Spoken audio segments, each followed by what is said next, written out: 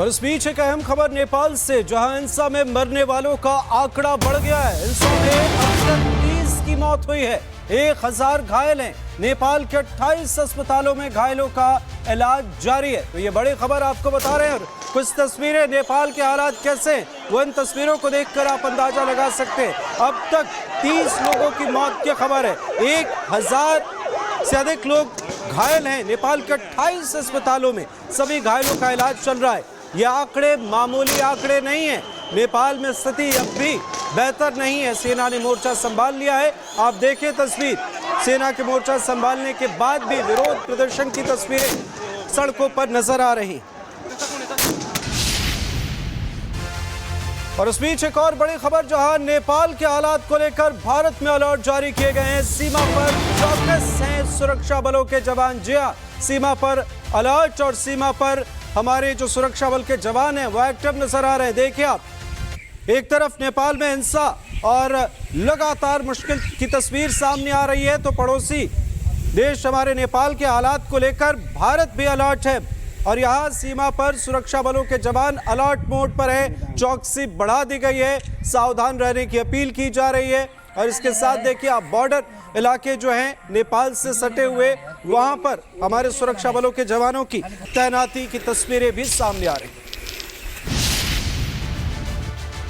CAA, NRC और किसान आंदोलन के बहाने भारत में जिस टूल किट गैंग ने हिंसा भड़काने की कोशिश की थी, वो टूल किट गैंग एक बार फिर एक्टिव हो गया।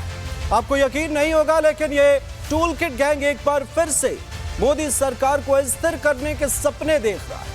बरसों से जनता के नकारे जाने की वजह से इस गैंग की उम्मीदें इसलिए बढ़ गई हैं क्योंकि पड़ोसी देश नेपाल हिंसा की आग में चल रहा है। देखिए इस टूल किट गैंग पर हमारी खास रिपोर्ट।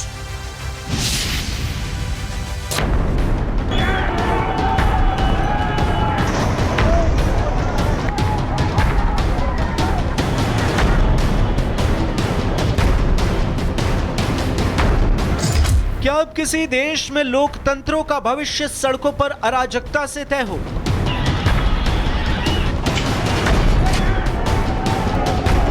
यह सवाल इसलिए क्योंकि पाकिस्तान, श्रीलंका, बांग्लादेश के बाद भारत के सबसे करीबी पड़ोसी नेपाल में युवाओं के आक्रोश ने तख्ता पलट कर दिया। पूरे देश को हिंसा की आग में झोंक दिया। और इस घटना को हल्के में नहीं लिया जा सकता है, क्योंकि यह पैटर्न पाकिस्तान, श्रीलंका और बांग्लादेश वाला है और विपक्ष इसकी साजिश अभी से रचने लगा है। देश में त्योहार पर तनाव, मंदिर मस्जिद को लेकर तनाव, सीएए, एनआरसी पर तनाव और वक्फ बोर्ड कानून को लेकर तनाव। और अब पड़ोसी देश नेपाल में हो रही हिंसा पर भी विपक्ष की तनाव फैलाने की साजिश। तो सवाल ये कि क्या विपक्ष भारत को नेपाल बनाना चाहता है?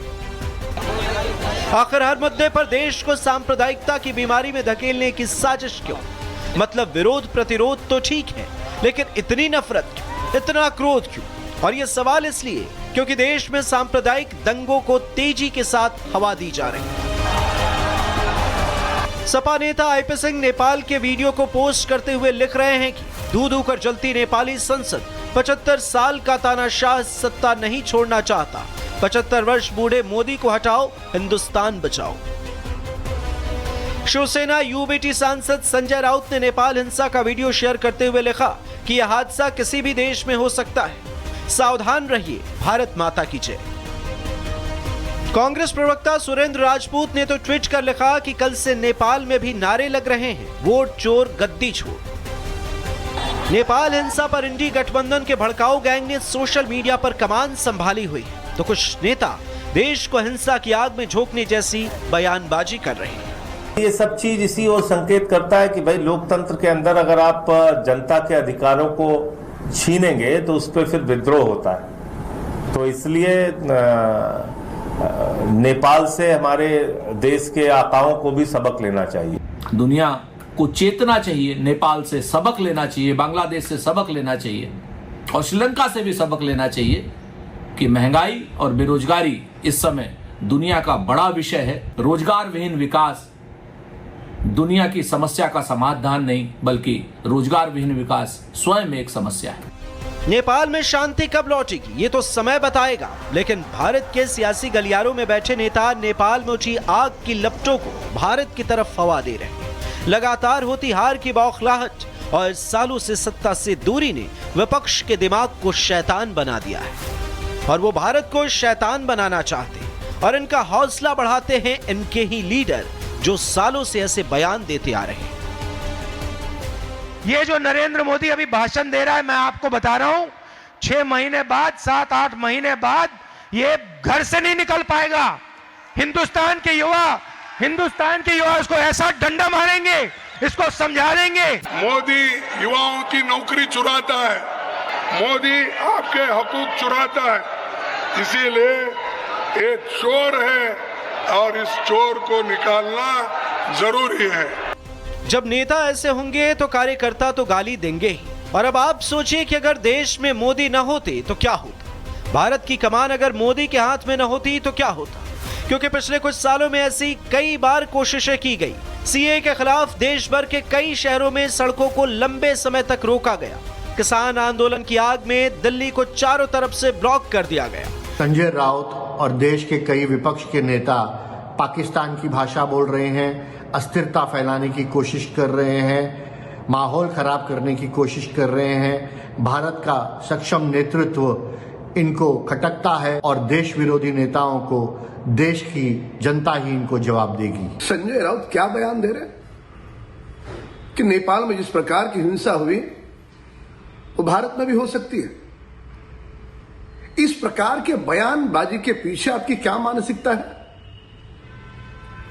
आदरणीय प्रधानमंत्री मोदी जी के नेतृत्व में ये देश पूरी तरह से सुरक्षित है।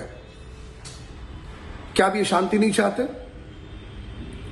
बार बार हमारे दुश्मन मुल्क पाकिस्तान हो, अन्य देश हो, वहां बैठे हुए आतंकवादी आपकी इस बयानबाजी से खुश होते हैं।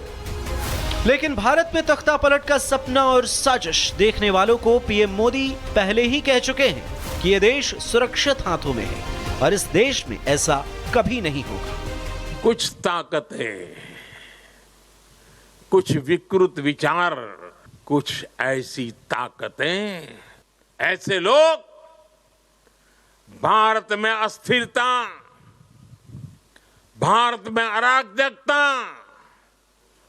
फैलाने की कोशिश कर रहे हैं। देश सुरक्षित हाथों में तो है ही और देश की जनता भी जानती है कि देश को हिंसा की आग में झोंकना कितना सही है। लेकिन कुछ लोग सत्ता के लालच में, गद्दी के मोह में देश को नेपाल, बांग्लादेश, पाकिस्तान बनाने का सपना देख रहे हैं। तो सवाल ये कि क्यों? क्या विपक्ष भारत में बड़े दंगे की साजिश चाहता है? सत्ता की कुर्सी के लिए भारत को नेपाल बना देंगे, तख्ता पलट की चाहत में देश को आग लगा देंगे, मोदी विरोध में देश की बर्बादी भी स्वीकार करेंगे। और सबसे बड़ा सवाल यह कि नेपाल की हिंसा में कुछ लोगों को भारत का आने वाला कल क्यों दिख रहा है? भारत बड़ा लोकतांत्रिक देश है और सरकार की ऐसी तत्वों पर कड़ी नजर है जो सड़कों पर उतरकर सरकारी तंत्र को पंगु बनाने की मंशा रखते हैं।